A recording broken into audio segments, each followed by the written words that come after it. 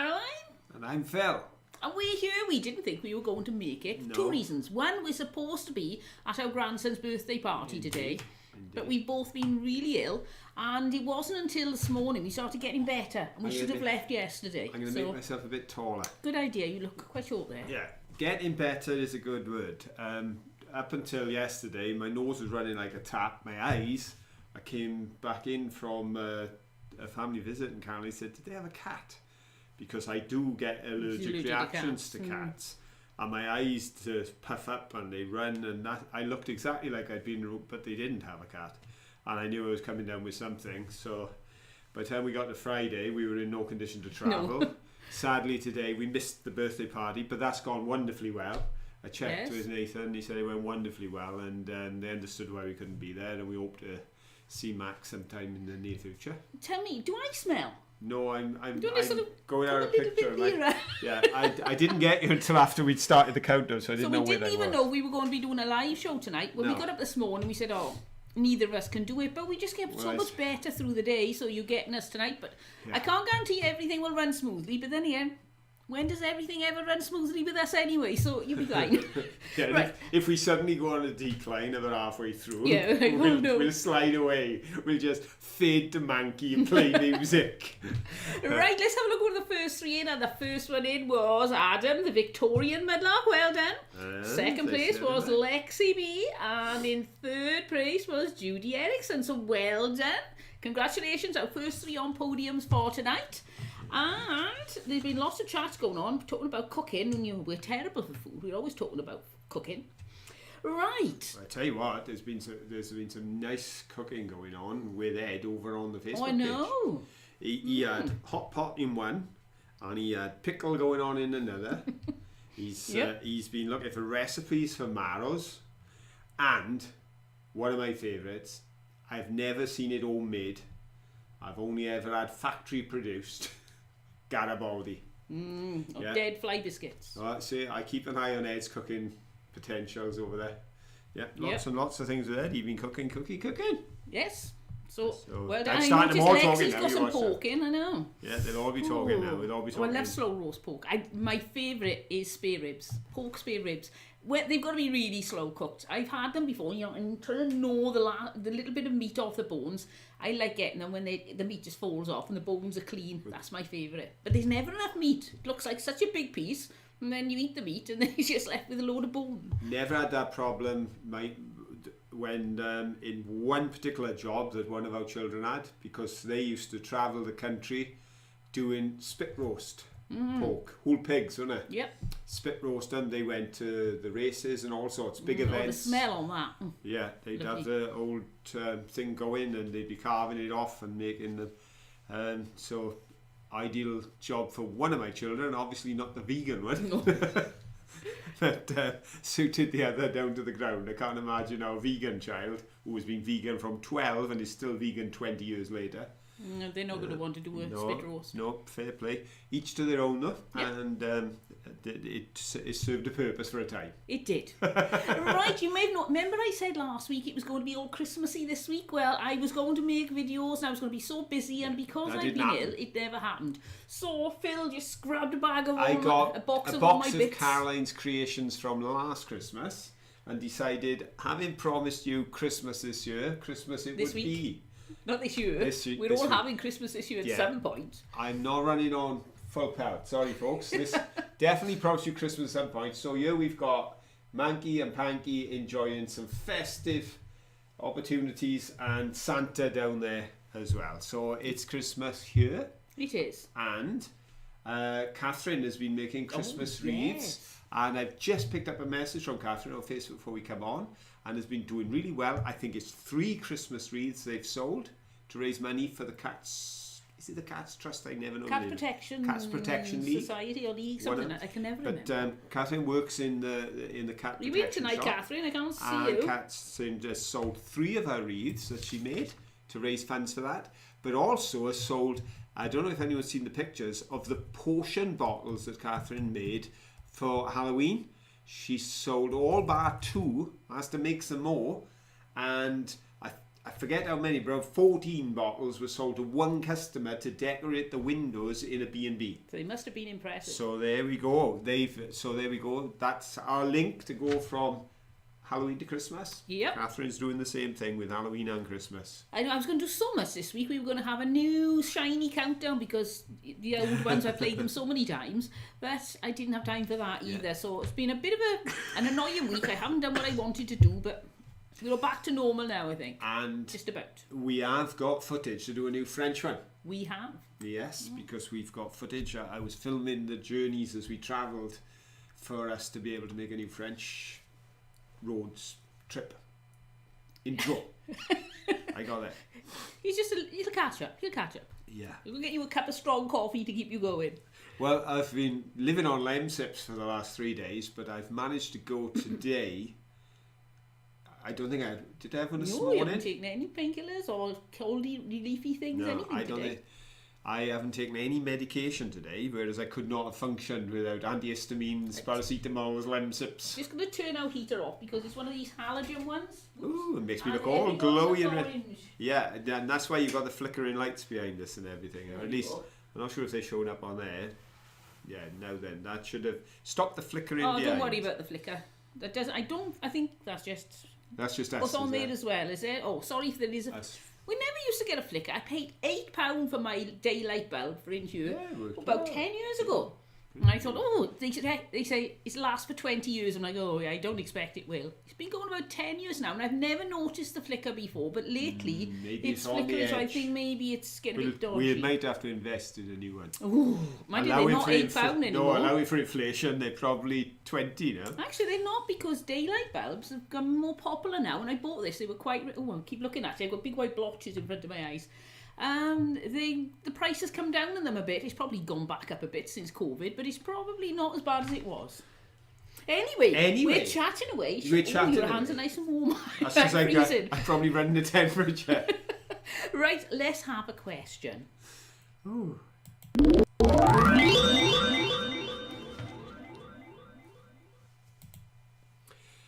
Well, if you've seen the video this week, because as you know, all questions are tenuously or directly linked to the video, this is a direct link. Because as you will know, the bells came and got us again. It There's was something like about us and bells. Soissons Mark II. The only advantage was I was stood in Butte Park, a good 200 metres at least, Oh, yes. maybe 300 metres away from the bell tower that was chiming, but it carried beautifully into the park and If echoed you wanted around. bells to sound, it was wonderful. Yes, whereas of course in Soissons I was stood under the tower and it nearly blew my head off. So, and of course, if it had just done the Westminster chimes, because I didn't know what time it was, so I was hoping it was 1/4 or 1/2, and they were doing a 1/4 or 30-minute chime. If it done the Westminster chimes, fair enough. Caroline just about coped. But when I thought it was over, and then it began to strike, and here's the question, folks: when it struck, how many times did it strike? Was it 10 o'clock? That would be A. 11 o'clock would be B, or 12 o'clock would be C. Go. There you go. So I had to be careful there. I got in quick with the question because I thought any minute now Caroline's going to turn around and say, yes, it was. I know. Yeah. I thought I've got to get this question not out like when me the to answer get it comes. wrong. No. So what time do you think it was? Do you think it was A, B, or C? 10 o'clock, 11 o'clock, or 12 o'clock? Lots of answers coming in. Obviously, there were lots of boings. That's why Caroline just lost it. She just burst out laughing when it kept boing, boing, No, boing, if boing, it boing. if it was 1 o'clock, 2 o'clock, fine, but 11 o'clock, it could only have been I one. think you just gave the answer. I've just given the answer. Fortunately, Goody. there were 3 correct answers in before I knew that you'd do it. I knew you because you found it so funny. I am good at helping You're everybody very out. good. I I'm knew you thinking of you could. all. I thought, let's get this done before you give the answer away, because Caroline said on the film, "Oh no, if only it was 2 o'clock, not 11 o'clock," and I knew that you might say it again. So there we go, folks. No great mystery now. You've got it. The answer was 11 o'clock. So the first correct answer, and I've actually got 5 B's in a row and then an 11. So we got 6 correct answers in a row, and the top of the tree getting a gold podium, it's Beata. Well done, Beata. And then Ribble Finds and Crafts. Well done, Ribble Finds and Crafts. Followed by Rachel Bailey. Well done, Rachel Bailey. So there we go. It's Beata, Ribble Finds, and Rachel have the podiums, but then Lexi, Michelle, and Ed came in with BBB afterwards. Oh, Glenn Device said, late hopping on and won't be in the chat long as we bought 8 pints of strawberries that need to be made into jam. I'm cheating and making freezer jam. Sounds lovely. See? Foodie. I know. Foodie. We do love good food. Okay, jam. As we're chatting, pop in what your favourite jam is. I'll let you know. Yes. Mine is apricot. And I will also, as Glenda's hopping back out, just mention that it wasn't foodie on the photographs, but Glenda did put some beautiful pictures, and I noticed you commented on them, of some golden autumn leaves. Oh, yes. On the trees. Beautiful. Absolutely stunning. I know she was panicking at that point about her tomatoes because they're still green, and people are helpfully giving recipes for green tomato chutney in case they didn't. Yep. Because their tomatoes are still green. I've only made that once. I think green tomato chutney, and I don't think it was a big success. I obviously haven't got the knack for green tomato chutney. But there we go. Here come cherry and strawberry. From Michelle, Beata said blackcurrant, Rachel blackcurrant, Faraway Portal raspberry, and Ed Creator said any jam so long as it's seedless. Is that jelly then? Yeah, I think that's what they call jelly, isn't it? Over here anyway. And Andrea said strawberry or blueberry. You are? I'm going to have 2 answers. 2 answers. Because I'm with the blackcurrant, because I used to go and visit an old friend of mine, mentor, wonderful father figure, and always blackcurrant jam on toast. That was lovely. And I love my blackcurrant jam on toast. But when it comes to cheese and jam sandwiches, I tend to favour strawberry with my cheese and jam. That's a poor man's cheesecake, if you didn't know. 2 rounds of bread, butter, cheese, strawberry jam, put it together, yum yum. You can't beat it. When Phil did that, I thought, oh, that's disgusting. But no, it's very tasty. Now, I've had virtually no cheese in the last 6 months because I've been reducing dairy and favouring as many vegan meals as possible, just on a health thing and diet thing. But I do eat cheese occasionally, but I don't buy it into the house. So I haven't had a cheese and jam sandwich in goodness knows how. Oh, it's been a while. No. Occasionally when we're out, I'll have a pizza, which I like. But fortunately, they're so tight with the cheese on pizzas, I don't feel that I'm overeating anyway. As the squeeze, the economic squeeze has come on, you can see everybody doing the shrinkflation thing. It's not just the stuff you buy in the shops, but in restaurants, if you go and order something that you had before the massive price hike, you see things changing. So when I buy a pizza, the pizza is still the same size, and they covered it in red stuff. But the cheese don't reach the edges no more, and it's going nearer and nearer the centre. So I just feel, well, that's probably good for me because I'm eating less cheese. But I do like toasted cheese, but I like cheese and jam sandwiches. So they're my 2 favourites. Now, Phyllis said in Tennessee, preserves have seeds. I suppose they preserved the whole thing. Yeah. And I'll tell you another one I do like, but I can't get it, is when, I was 11, 12, and we went camping with the girl guys. And there was one family there, the lady was a guider, and she brought along her husband and children, and he made rhubarb and ginger jam. And I thought, we used to have toast every morning with rhubarb and ginger jam on, and I loved it. So I do like rhubarb and ginger jam, but it's just not available. Well, not that I've seen. You can get ginger jam, but not rhubarb and ginger. Yeah, plum jam is nice. Ooh. Plum, oh yes, very nice. Karen said all jam is nice. Rachel said we had a farmer's market in Barrow on Friday and I bought some gooseberry jam. Now, I've never tried gooseberry jam. I like a gooseberry crumble. Very nice. And Ed is pointing out that it's not just at the restaurants, because he's noticed that the Iceland pizzas have got less cheese on them. Right. So obviously that's shrinkflation again, is that...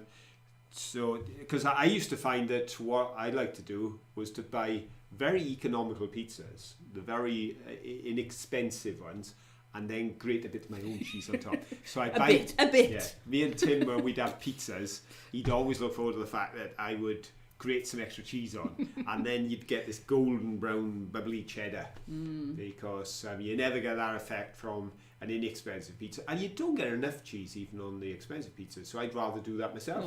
You know, rather than pay £4 for a branded one, I'd rather pay 90p for an unbranded one, and then grate up 50p's worth of cheese on top. But that's all from the good old bad old days when I was a big cheese eater.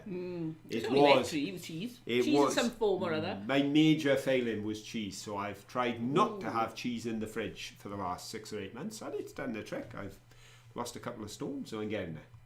Anne Goodwin said strawberry rhubarb pie. Ooh, that sounds lovely. I'll have some of that. I like what Lexi says about Iceland pizzas.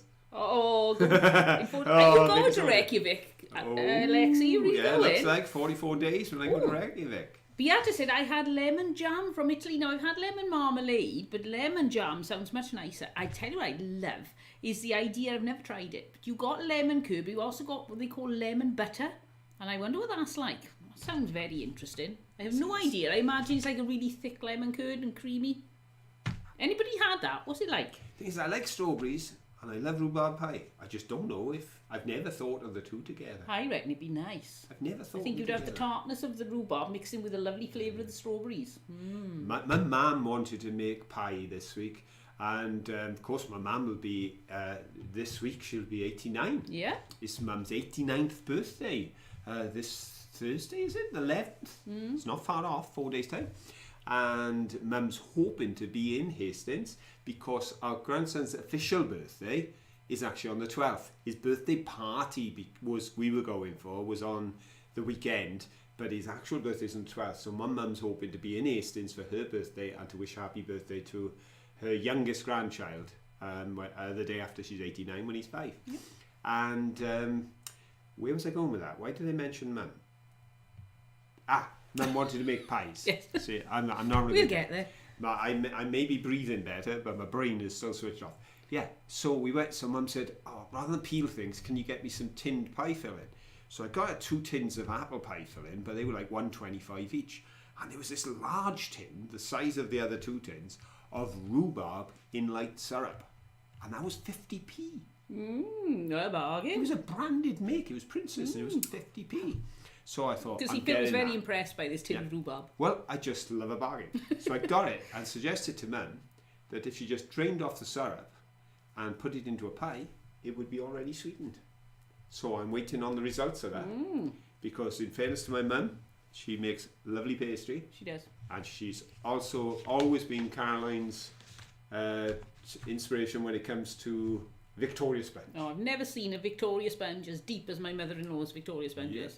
All so put the much. same ingredients in, but I've done exactly what she says, and it never works for me. No, they're okay, but Phil's mum's just huge. Always made a beautiful, beautiful Victoria sponge. So if you're watching, Mum, because I know Mum tries to watch, but is struggling with a laptop, trying to get onto the chat. If you're watching, very happy birthday.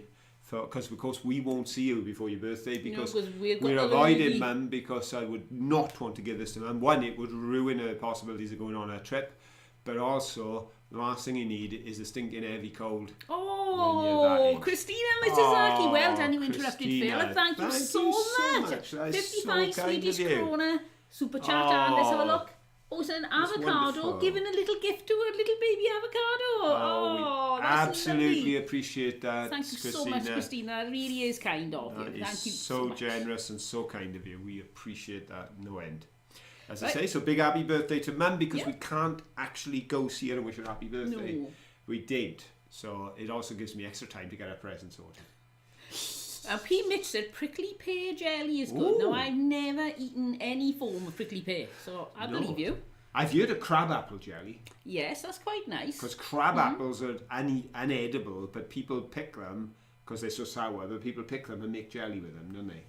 I've heard of that. Damson jam. I've heard of that. I've had damson jam because damsons are another thing you can pick which are quite tart. Yes, they are. They're not quite like plums, are they? No, nothing like There we go. the Well, same shape, but about no further than that. Right, shall we have another question? Shall we? Enough about food. Let's have a question, Let's yes. have a question.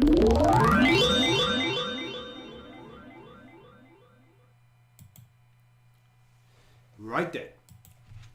When the wall was moved from in front of the castle, and you know, anybody who hasn't watched the video is thinking, what wall? What castle?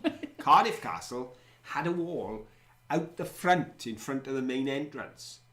But as the city developed, of course, things had to change. And that was the whole theme of this talk that we did this time in Cardiff, was iconic buildings, and is change a good thing? Well, of course, it can be, and sometimes it's not. In the case of the castle, it had been a Roman fort, it had been a Norman castle, it had been the home of the Lords of Glamorgan, and they built the house. And then, of course, it became the dream palace of the third Marquis of Bute, who was stinking rich. Stinking rich. He was one of the Was richest loaded. men in the world at the time, and he spent, and he loved to build opulent homes, and Cardiff Castle was his Gothic dream palace created by Burgess. And part of that creation was the wall at the front with the animals climbing over the top. But of course, as the city continued to develop, Duke Street needed to get wider. They needed to get the traffic through. So they had to move the wall. This was in the 1930s. And they had a bright idea. What if we put it running west, I believe it is, along from the castle, and bring it down to a new entrance into Bute Park, which was now no longer the private gardens of the family. It had been gifted by the 5th Marquis and was now a gardens for everyone to enjoy. The question is, when it was moved, how many new animals were added to the original number in order to get the balance right and get the wall that little longer to serve its new purpose? Was it A, 6 new animals, B, 8 new animals, or C, 10 new animals? Go. Okay, so now I've got to be honest, these days I honestly believe they would have extended the wall and they would have just spread out the animals they had. I don't think they would have commissioned an artist and a sculptor to create an additional number of animals so that they could keep the wall with its full integrity and then continue by building more wall and add. I don't think we do that today. No. I think, well, you know, I'm not going to get political, but we see all the time where things are getting cut back and things are, you know, and the arts would be the last place they would be investing these days. But they did. Yep. And they did a cracking job. But how many animals did they add? Well, while Phil's looking, they say Jane W picked crab apples the other day to make jam with, so there you go. Oh. Well. And Lexi said Cardiff Castle was mentioned on Neighbours this week. Ooh, we're famous. It's worth a mention. I wonder if we'll get a Russian now video now. All the Australians thinking, ooh, let's look up Cardiff Castle. And folks, this is something Caroline and I didn't know for a long time. And we've made it public now in our video. Is you see the castle, we know there's a charge, so you don't think you can go into the castle walls. But as Caroline pointed out, if ever you're in Cardiff, go in there. Yeah, you could go in for You can go right through. You can walk from Duke Street. You can go into the castle through the main entrance, walk all the way through past the keep, past the dragon, check, see if you can find the eggs, and out the back door, and you'll find yourself in the park. And, you know, we didn't know that. We thought you had to pay a fee to go into the actual boundaries of the castle. Yeah, so one day when we're not filming, we'll go and spend a bit of time in there. The thing is, when you're filming, you're always just moving from place to place, but I think it'd be nice to sit there and just enjoy the ambience. And of course, you don't even have to go in to see the animals, because literally as you're walking down Duke Street, they are climbing over the wall onto the main pavement as you walk along, and it is a beautiful sight. Yep. So let's have a look. How many people got it right? Well, I can tell you that the first 3 answers are correct. Right. Because the right answer is 6. There were 9 original animals and 6 additional animals. And the way to tell the difference, as Caroline pointed out in the video, and that was it the lynx we got a good shot face on of, you could see the glass eyes. Wow, they are such a major feature. But of course, in the Victorian times, that's what they did. In the 1930s, they made them without glass eyes. I thought that was perhaps a mistake. I thought, well, for an ape at the tar, you missed getting them to blend in. But then I said to Caroline, perhaps it was deliberate. Perhaps it was deliberate so that you could tell immediately these were not. They weren't trying to copy as in fool people. So I think by leaving the eyes out, immediately you knew this is an addition to the original work of art, which was quite clever of them. But there we go. There were 9 originally. There are now 15 animals because they added 6. So, gold podium goes to the man with an anchor. Yeah, it's so long since I've awarded Adam a gold podium Well place. done, Adam. Wonderful to have you with us, Adam. You were in first, I believe, tonight, and you're on a gold podium. You're back up to your old tricks, my boy. Ed Creative. Well done, Ed. Yes, now a man with a spanner. So, Ed, you got the A as well. And Nice. I tell you what, the Welsh boys are well represented because the third podium goes to Rufus. Well done, Rufus. There we go. So we've got a couple of the Welsh locals and we've got a Victorian medalist. So Adam, Ed and Rufus take the podium positions. Lots of correct answers down there. Brilliantly done. And just for those of you who maybe haven't noticed, Ed's now got a spanner by the side of him. So Ed is helping us out with the moderating now. So Ed's a moderator. We got Ed and Phyllis.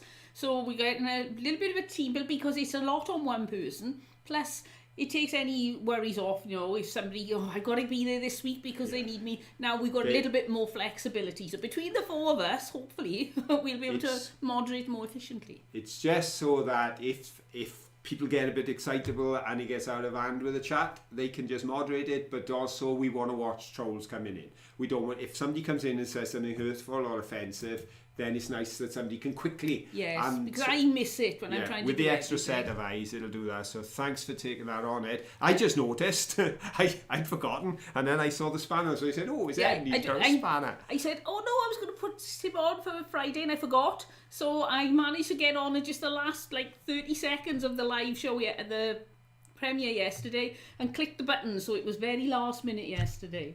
So there we go, excellent. But of course, Adam got his podium place on that one, and I believe Ribble Fines got a podium place on the previous one.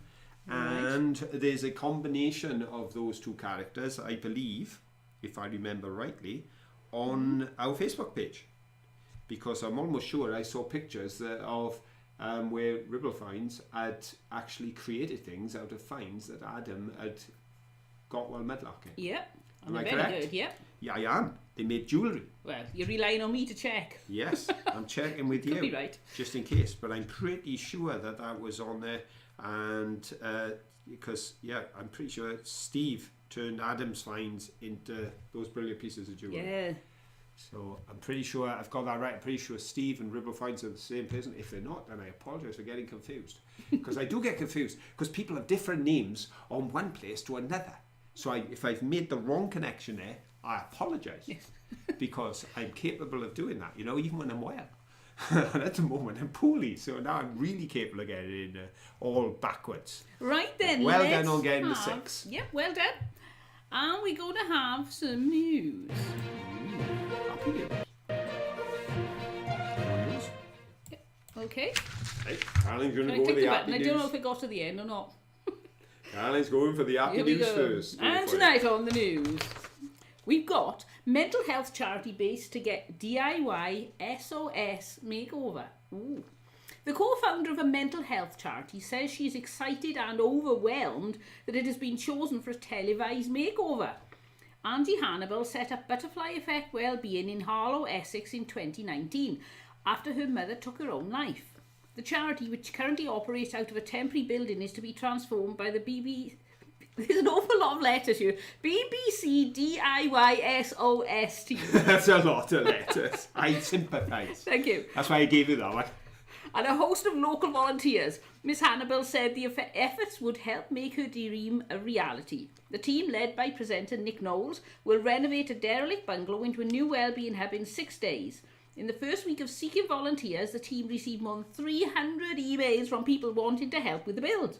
Electricians and presenter Billy Byrne said people were always asking how they can get involved in builds and projects. He said, "We come here in as a little element of DIY SOS. The local people from this community are the ones that will carry this building through." How wonderful is that? And all that work's going to get done. And it's the expertise of these people coming in. They do this all the time, so they know all about it. So they'll get...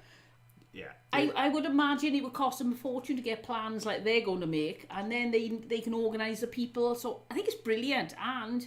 it's such a boost for the charity because it's difficult it's different with the bigger charities, but the smaller charities quite struggle sometimes, so that must make them feel so good and happy. So I think that's lovely. It is, and it's inspirational that in 2019 that lady faced such an awesome tragedy, and knowing what her mum had gone through, decided, I'm going to help people. I'm going to try and help others to not have to go through this. So she set up a mental health wellbeing charity in a temporary build, and it's lovely that something awful became out of it, grew and inspired to do something great. And then because of that determination, as you say, it's brought 300 other people in now to want to help, as well as the BBC, which is the British Broadcasting Corporation, for those who are in other countries. I forget you know our big TV company, and it is a massive show, their SOS thing, isn't it? They've got versions of it all around the world, I know. They do it in America and they do it big in other parts of the world, but this will be brilliant for them. So yeah, as you say, happy news, good news, something positive happening. Right. Oh, Rufus said, tell him to come knock Abercrombie down. Why? Now, Rufus, you've seen our video on Abercrombie. We've done a video on Abercrombie. Even you admitted when you watched it, you thought you'd like to move there, and then you realised you lived there. Come on. And Red Leader said, Nunny in Somerset would make a great video. Oh, I've never heard of that, so I'll have to have a look at that. Sounds interesting. Yeah, because we've had a couple of suggestions for different places. We've got to get to them at some point. Oh, Mike's in. Hello, Mike. Right then, what are we going to do next? Should we have another question? Because we're actually on... We're just over halfway, and this will be our halfway question.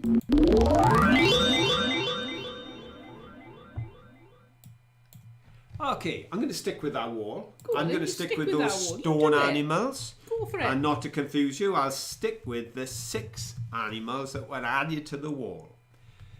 Those 6 animals were a vulture, a beaver, a leopard, a pelican, and an anteater. Now, for those who think, hang on, that's 5. Yes, and there were a pair of what? So there were 5 single animals. Don't forget an answer until you see go. But there's a 6th pair together. Were they A, foxes, B, otters, or C, a pair of raccoons? Go. What do you think, folks? Do you think it was foxes, otters, or raccoons? A for foxes, B for otters, C for raccoons. Red Leader said we've got a lovely castle here. Right. Ooh, right. So Nunny, let's write that down. I'll forget otherwise. Nunny. And I'll remember that. And if we look up Nunny, it'll turn up on the search. So there we go. Thank you very much. We'll have a look up Nunny. Right, how are the answers coming in? Lots of them. Ooh, yeah. Now, is there one that stands out more than others? Well, there's not many A's. No. Ed put an answer up and then went, oh, wrong, lol. Did you rush back and watch the video very quickly? There's quite a few B's. And there's a good number of C's. There's the odd A's. Rufus Williams is covering all corners. I spotted you. Right then, so let's have a look who's got it right. That spanner's gone to his head. He went for lions, which wasn't quite in the options, was it? Ed got in first with lions. Yep. Okay.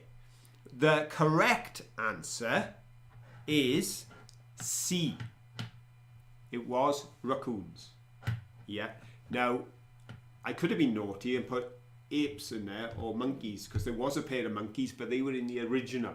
And that's where they decided to do another pair of animals. Now, what Ed's thinking of is the 2 lions one either side of the gate. Yes, there were 2 separate lions, one inside the gate holding shields. Correct. So, raccoons is what we want. Or C. And we've got first correct answer. Judy Erickson. Well done, Judy. You've got the gold. Adam's on silver. Well done, Adam. And then we've got a B, a B, an A, a B, a B. Have we got another C? I know Yes, we have one, but we we at have. the bottom because we first got the one. We've got 2 in a row. And the person that got to the top is Rachel Bailey. Well done, Rachel. But Lisa Roberts deserves a mention because when right. you're next to each other, it can be split seconds. So we're going to give a silver gilt to Lisa, but Well done, Rachel's Lisa. got the bronze position. So it was Judy, Adam, and Rachel that got on the 3 podiums. There we go. Yeah, it was a pair of raccoons. That's what they carved. Yep. Some interesting animals on there, though. There weren't are, yes. Because they had a sea lion, and that was an original. The sea lion was an original that was done back in the Victorian times. And Burgess, William Burgess actually designed those animals to go on there and chose the animals. But every animal that he designed, he made a model, he brought it in, showed it to the Marquis, and he said yay or nay. And he did refuse them. I can't remember. I actually saw the name of one of the animals he refused. I can't remember who it was. But there we go. That's how they selected him. But he had passed away. William Burgess had passed away before they were actually made and installed. There you go. Oh, the history flows through my brain. And I've got to say, Phyllis was so complimentary and her timing was impeccable, because Phyllis commented in the premiere, said, Phil, how do you remember all these facts and present them so fluently? And I said, don't speak too soon. And a minute later, and of course I completely fluffed it when Isambard Kingdom Brunel's name went straight out of my We head. left it in for a bit of fun because... I know. We'd had the bells incident. Yeah. And that had just thrown my brain. And then I was... What's his name? And Caroline thought it was so amusing, she left it in. Oh, that squirrel though, wasn't he wonderful? I was filming and I seen something in the corner of my eye and he was playing about, and then all of a sudden, whoof, he ran up and up. He had a little nut in his mouth and he ran up the tree. How many people spotted the squirrel? If you spotted the squirrel, put a yes in, because I'm wondering how many people saw it. Because he darted up that tree so fast. Man, I did put a slow motion. You put a slow motion. So everybody will have You seen will him. have seen him on a slow motion, but I wonder how many spotted him when he was flying up the tree, because he was a Yeah, you're right, fast Ed. mover. There's not a dragon on the wall or a panda. But what's the world coming to? Obviously, they should put a dragon on because it's Wales, and obviously they should put a panda on because Monkey Panda is so famous. Cool. Yeah, they spotted him. People spotted him because obviously Caroline put the slow motion in after, but when he went up there, he was gone in a flash. 2 frames and gone. Yeah, lots of people saw him. Right, shall I do my happy news? Go on then, do your happy news. Right, I won't do it unless you do a jingle. Let's have a happy I news have my jingle. standards.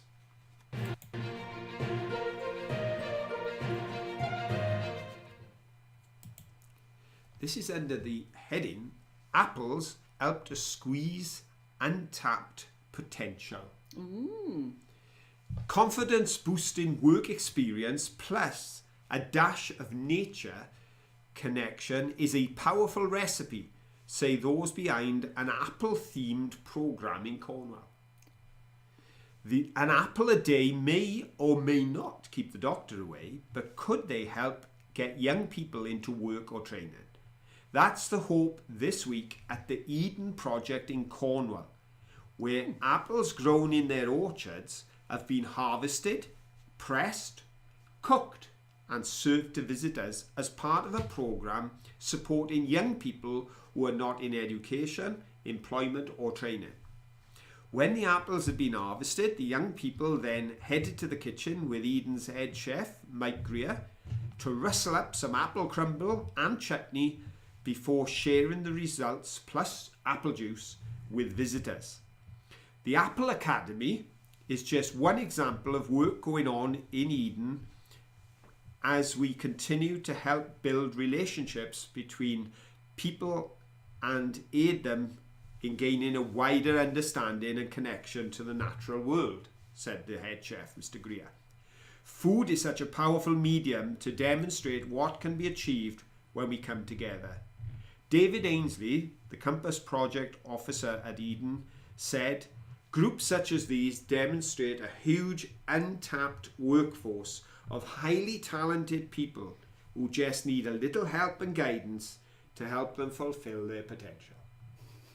Of course, that was a very long one. I got through it. For somebody who's got it very well, you picked a really long one. I know, but I couldn't help it. I wasn't going to go for anything else because I thought I was inspirational.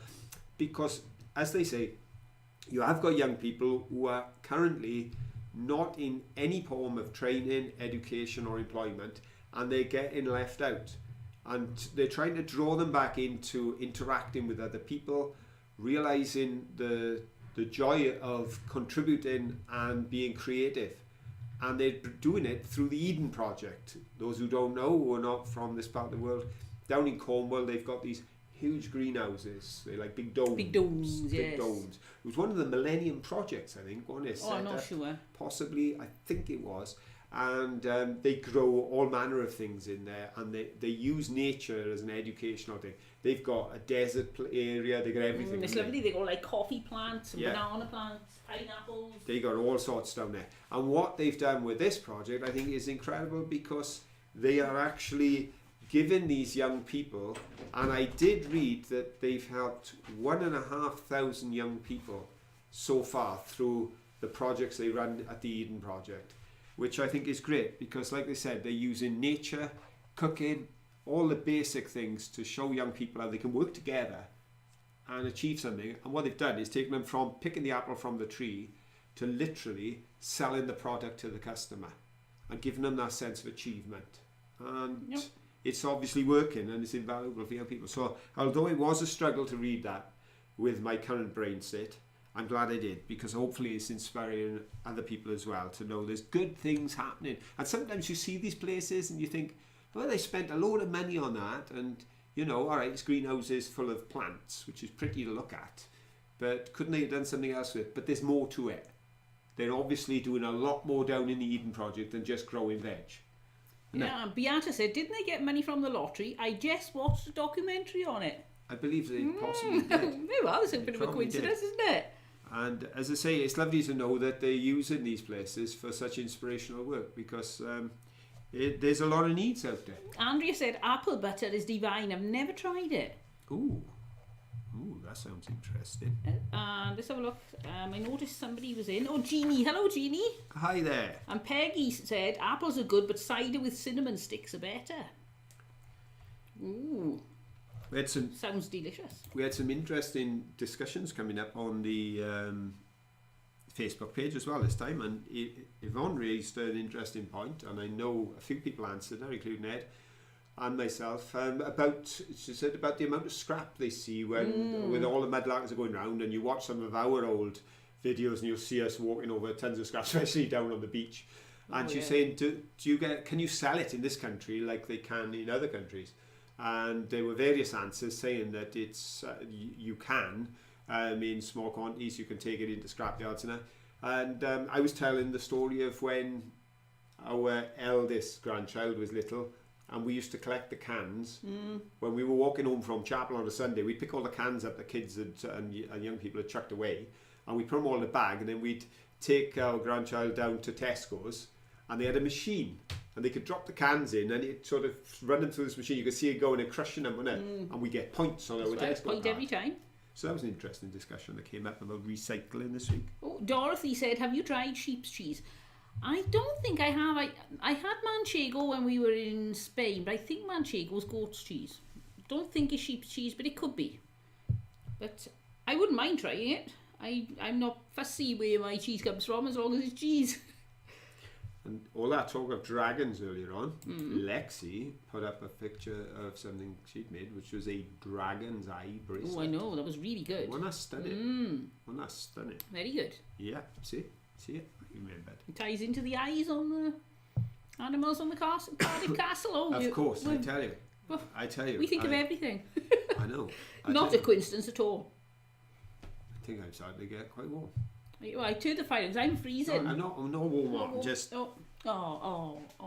You are getting very sweaty again. I am getting very. He's going down. We've got 14 minutes to go. Oh, we'll make it. Can we make it to the end? I tell you what, I got a squirrel question. Go on then, let's have a squirrel question. Go on then, should we have a squirrel question? Who wants a squirrel question? Not having it without a logo. Oh. I won't do it. I got me.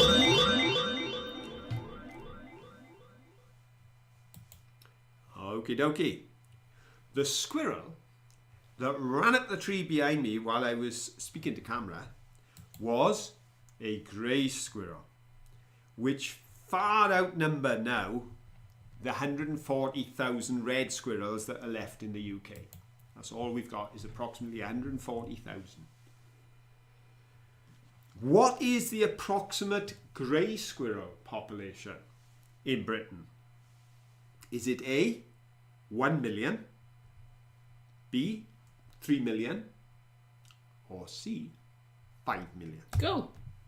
Okay, 140,000 red squirrels. So, how many grey squirrels? As they say, they well outnumber them, but do you think it's 1 million? That'd be A. 3 million? That'd be B. Or 5 million? That would be C. I know you see them everywhere. Yes. You do see them everywhere. Didn't Josie say they saw red squirrels over in Anglesey? Yeah, I think so. Yeah, because I think it's the Scotland, Wales, and the Isle of Man possibly got the largest concentrations of red ones. Oh, red ones. I suppose it's because we only have grey ones. But then I see a red one, it's like, oh wow, that's wonderful. I wish they were all red. I love the ones with really fluffy tips on the ends of the ears. They look cute as well.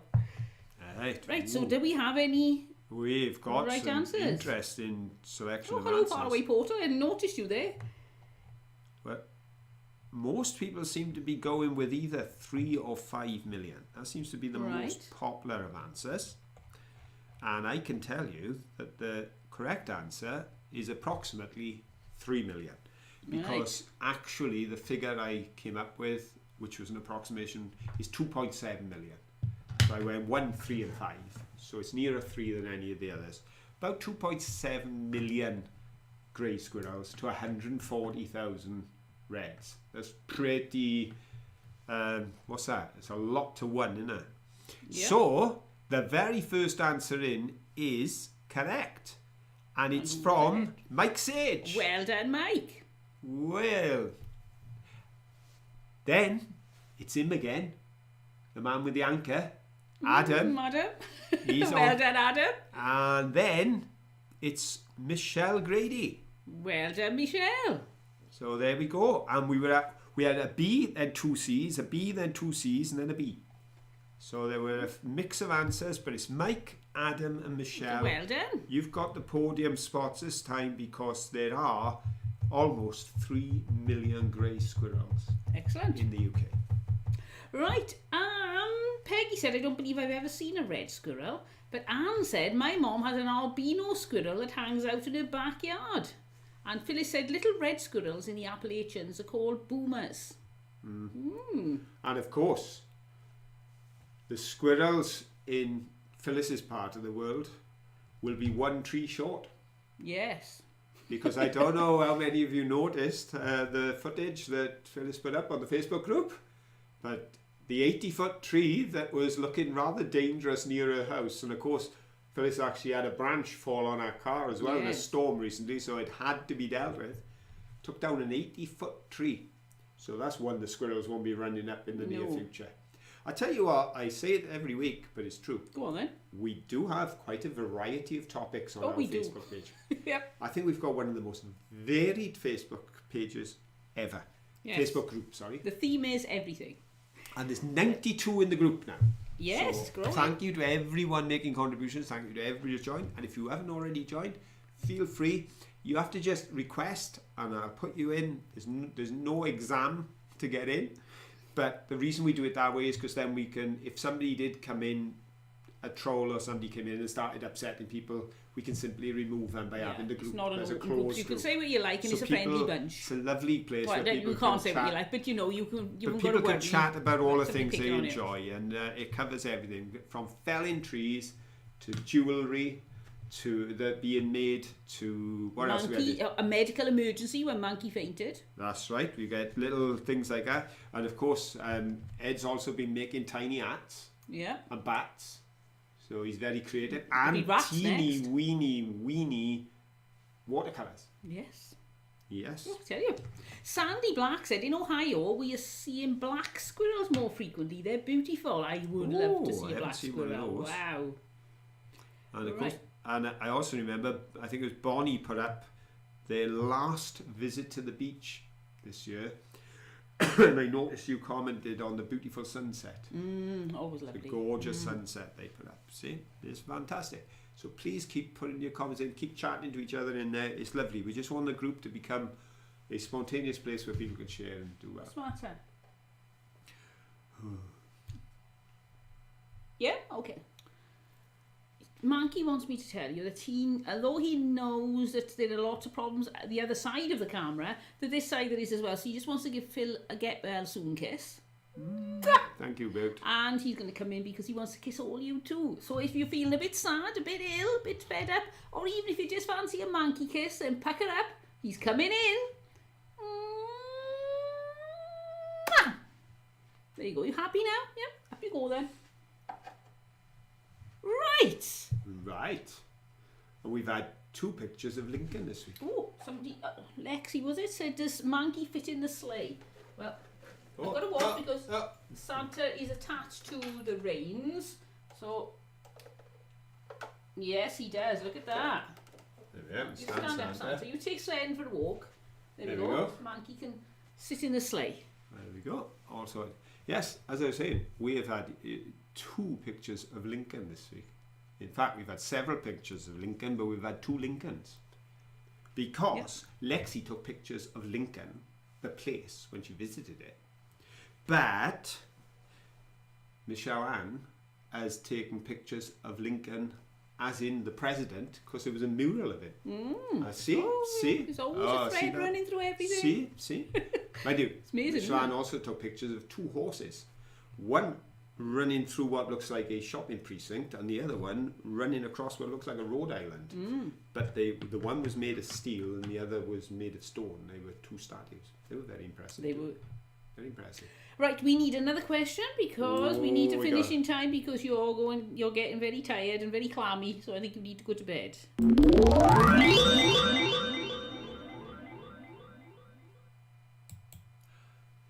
The Arms Park was used as a rugby ground since 1881 and was developed over the years to become known eventually as the National Stadium. The ground hosted the 1956 Commonwealth Games with an overall capacity of 60,000. In 1999, the Millennium Stadium replaced this great home of Welsh rugby. What is the capacity of the new stadium? Is it A, 64,500, B, 74,500, or C, 84,500? Go. Oh, we didn't go. Go. There we go. It's gone now. Right, so it's greater in capacity because, of course, it gets confusing because there is an Arms Park that's there now. But the Arms Park that's there now is where the Cardiff team play, right next door to the stadium.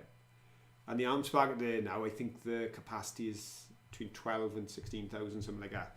It's nowhere near as big as the National Stadium that was on the Arms Park site. But as I said, there was a great deal of talk of building a brand new Millennium Stadium but taking it out to the city centre, but there was no way Cardiff was having it, no way the people of Wales were having it. They wanted it there, and the engineers worked And they did a brilliant job, because I hope it was captured on the film. I felt it was quite good as I edited the pieces and gave them to Caroline. How it just towers up amongst the buildings. It's gorgeous, isn't it? You know, it's an impressive place. Very impressive. And you can imagine on a match day, tens of thousands of people flocking in and flocking out. But it brings it all to the city. The heart of the city is just flooded with people from all over. If we play in France, of course, you get all. If we were down there the one time when the French match was on, you see all the French people, and you see all the all the people down from Scotland. They killed. It's brilliant, marvelous. Okay, then, folks. Lots of answers have come in. Have you got a correct answer? Here we go. It's actually smack in the middle. Smack in the middle. 74,500. They increased the numbers by about 15,000 people, which is a lot of people. It is. A huge stadium. We were in it, weren't we? We've been in it. Yeah. Right, so who said B? Well, the first person to say B, Ed Creative. Well done, Ed. He's on the gold. And now we're going to have to travel, because after that, I've got A's and C's and A's and C's. We got 3 B's. Red leader. Well done, Red Leader. I'll carry on down. More A's, more C's. Then it's Lexi B. Oh, well done, Lexi B. Yeah, probably about the 20th answer. I never think it was not worth me answering, because there's a few answers in. You never know. And I'm going to give a special mention, a joint silver gilt, to Anne Goodwin and Faraway Portal, because they were the other 2 B's. Well done. But they were below Lexi, but there were only 5 correct answers. So there we are, 74,500 people seated in the stadium, and it is a phenomenal. And it was, I think it was one of the first, at least in Britain, to have a roof that closed, and that was such a point of discussion, whether it was right, whether you should close the roof, whether it was changing the game because we could shut out the rain. They've got to like it. And it certainly sounds good in there when they shut the roof, and it goes 70-odd thousand people cheering and shouting and singing. Especially when the Welsh fans get excited and start singing their hymns. Right, so we're done. No, we're not. No, we're not. Oh, we got the most and important folks, question we of the could be in night. trouble tonight. We could. Phil counted these and it could go terribly I know, because I haven't been well, but let's have a go. Give us you got to give me the thingy. I can't do a monkey question without monkey.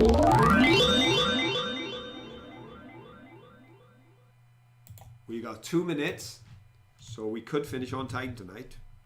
How many times did Mankey appear this week? Was it A5, B6 or C7? Go. Oh. There you are. Ed didn't have time to count this week. He forgot. Right, we got a couple of 6s in. Lexi said the answer is whatever Ribble says. He's very good. The worrying thing is when Ribble finds and crafts comes up with a different answer number, to me. And last time they did. Yes. By 2. Fortunately, the correct answer was in the list. But I tell you what. Well, folks, you've all done pretty good this time, because a lot of right answers. First 6 answers in are correct. First 7 answers in are correct. There we go. First 7 answers in are correct. So who are the first 3? It is 6. They are exactly where I thought they were. I had missed one, but I spotted it later, didn't I? Yeah. I almost missed the one at the intro.